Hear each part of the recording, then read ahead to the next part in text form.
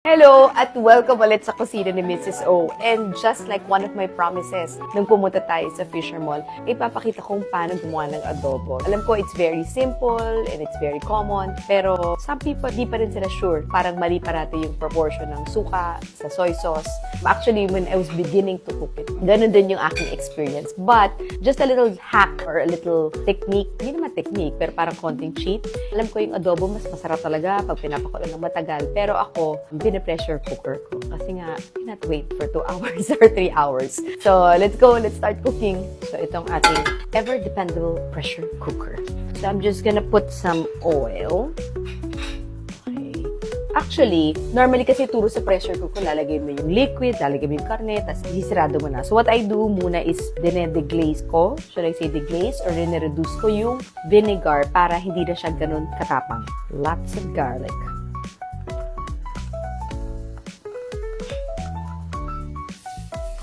I think kulang pa ng konting oil. Kasi medyo marami tayo. Actually, gumagawa ako ng maraming adobo because aanin ko siya pang stock sa freezer.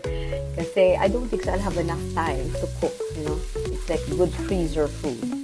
So, katulad ng kwento ko, I actually like using liempo when I use adobo. So, I know merong adobo cut, but mas gusto ko yung taba nito. Taba meat. So, that's why I like using liempo. So basically, we're gonna brown this before natin i-close ang pressure cooker, and we're gonna add some vinegar. And then, pepper. Lots and lots of pepper. And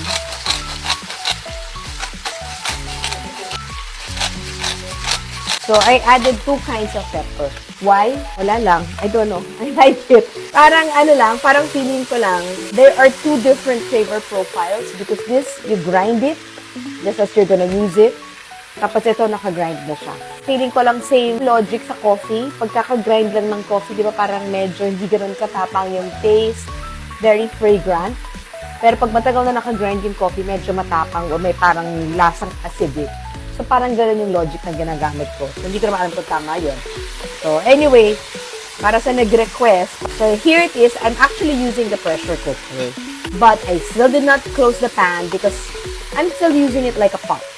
So, I will continue to make sure that yung pork natin is medyo brown. Parang kulang pa ng pepper. I'm actually gonna add a little bit of garlic powder. For some reason, yung parang garlic natin, or yung nabibili ko, or baka ako lang, I put a lot of garlic, pero hindi siya masyadong mag-garlic. So, I don't know if it's the breed or the variety. So, I'm just gonna add a little bit of, that's not a little bit, it was just about half a teaspoon of garlic granulated, no? So, I'm gonna mix it up. Yan. Amoy mo na siya, wala pa siyang suka. No? But that's just garlic and 2 kinds of pepper. No? So, I don't know about you, but I like my adobo medyo peppery. I know, yung tinuro sa atin is you mix everything up, lagay yung suka, lagay yung toyo, tapos saka lang balikan. Ganun din ako originally talaga tinuruan. Pero parang, I guess as I went to hotel school, my whole second year in hotel school was all about culinary. So, dun ko natuto yung deglazing. No? So, that's how I applied it, no, when cooking adobo. Starting to be. So, we're waiting for everything to be cooked, no? At this point, hindi pa siya ganun ka-cook. Gusto mo siya i-brown lahat.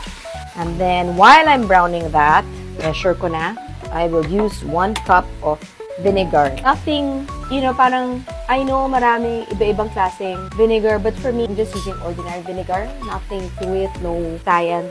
Wala lang. Whatever's cane vinegar. So, kung balsamic, nagpapamahal pa yun, di ba? So, okay na ako sa regular vinegar.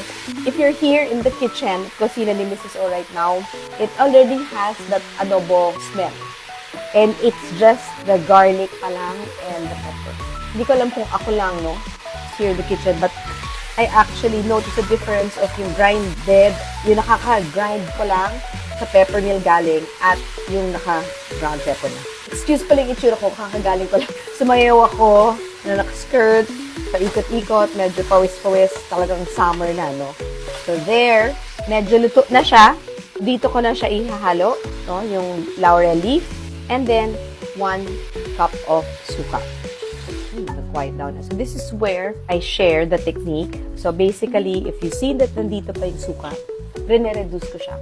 And then, once na-reduce ko siya, that's when I add the soy sauce. Normally, it's equal parts of soy sauce and suka. Diba? Yan yung turo sa atin. But for me, I take the saltiness from the patis, also the soy sauce. So, yun yung konting kakaiba lang na ginagawa ko. Only because, if I use it pure soy sauce, parang masyado kong naiitiman sa adobo ko. So, I want it brownish. Since I put 1 cup of suka, you will try to put equal parts, no? Now, we put some soy sauce together with the patis. It's almost a cup. Tapos, may konti rin akong cheat. Hindi ko sinasabing hindi ako nag-cheat. I add a little bit of sugar. This is not 1 tablespoon. I'll just probably add half. There. And then, I'm gonna add a little bit of water. Tingnan yung... Okay. So, ina-add ko siya para yung color hindi siya masyadong maitim na maitim. So, if you notice, ito, kulang pa to. If nandito ka, naaamoy pa yung suka, masakit dito sa nose mo, hindi pa siya ready. Huwag mo muna i-add yung soy sauce and patis mixture. Ibig sabihin, ito yung acid, ito yung alat. So, kung medyo may konting effect pa siya sa nose mo, that's one indication. And of course, the others is, let's say, hindi masyadong sensitive yung nose mo, is you wait for the suka na mag-reduce. Until hindi siya lumiliit or kumukonti in quantity, hindi mo i-add yung soy sauce. Kaya dito, sayo-sayo ka lang, ganon. Tapos, after, pwede na. And also, the acid also, it helps para mas lumambot. Kaya normally, kung walang pressure cooker, di ba nilalagyan ng acid, tapos pinapakulo ng matagal, it helps in tenderizing the meat. But, I'm cheating. I'm gonna use the pressure cooker because ayoko naman maghintay. Gabi na, ayoko maghintay ng matagal. And I really do use the pressure cooker. Ako, I'm not saying I advocate it, but I'm not gonna deny I use it para magpalambot and wala namang masama. Diba? If you can do something less than an hour, bakit hindi mo gagawin? No? Ba't mo patatagalin pa? So, wait pa. Then once malagay natin to, tsaka natin siya isisirap. So, 1 more minute, and I should be able to. Probably, if those, again, for those hindi sensitive yung smell, na hindi na masakit dito, you can look at it with your naked eye. Pero for those who are very technical, give it about 5 to 8 minutes. And then, pwede mo na ibuhos. Bakit hindi ko binubuhos? Kasi gusto ko mag-reduce para mawala yung asin ng suka. No? Parang hindi siya straighter face na maasim. Di ba nga yung pagsuka parang nag-aasim yung face, no? So, we don't want that effect in the adobo. Hindi katulad ng effect ng paksiw na isda, no? Na may acid. So, ayaw natin ang may laban nun. Parang naglilinger lang siya sa ating mouth. So, just another minute and I'm gonna add our soy sauce and patis mixture with sugar, patis, and soy sauce and water. Parang walang mintis tong recipe na to. Parang ito talaga yung adobong ng lola mo na namimiss mo. Alam mo yun, yung parang galing ka na matagal kang dito kumakain. Ito yun, yung it feels like home. Parang adobo ni lola. Parang ganong feel. To be honest, it took me a while to really learn it or ilang experiment ako itong klaseng adobo. No? So, until finally nakuha ko yung tamang mixture and again, the use of the pressure cooker. So, it took a while. Somebody shared it with me na kung pwede ko ma-share kasi nga siya nahihirapan din siya sa pagluto ng adobo. So, here it is. So, now, I'm just gonna add this. Okay. Tingnan mo siya, hindi siya ganun ka-dark. Kasi before, if I add pure soy sauce, it becomes very dark. I'm just gonna mix it up. I'm just gonna add a little bit of water. Sa pressure cooker kasi, gugustuhin mo na medyo covered siya. Or else baka matuyuan ka ng mixture. So, ayaw mo siya. Walang sauce, no? Okay. So, ngayon, i-close na natin tong pressure cooker. Yun. So, we're gonna keep the fire a little bit low. So, it'll be good for like 20 minutes. Pinaano ko lang lahat ng steam. Bango. To wait.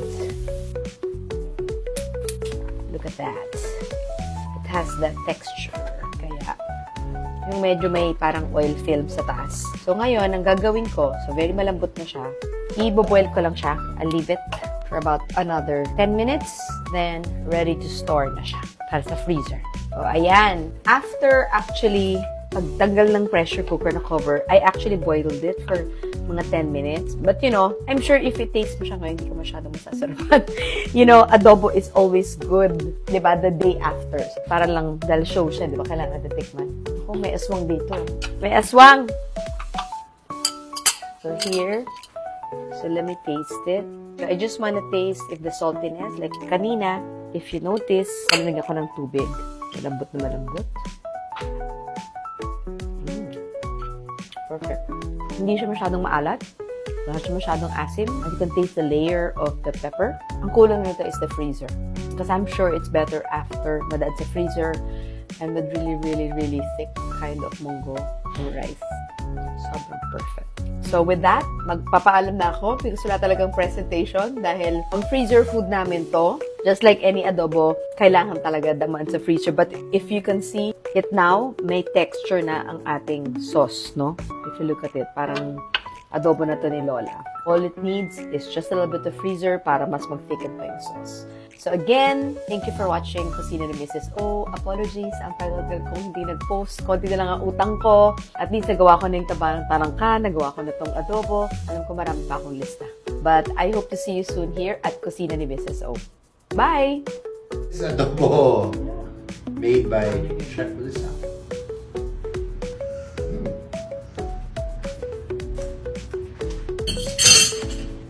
I like it.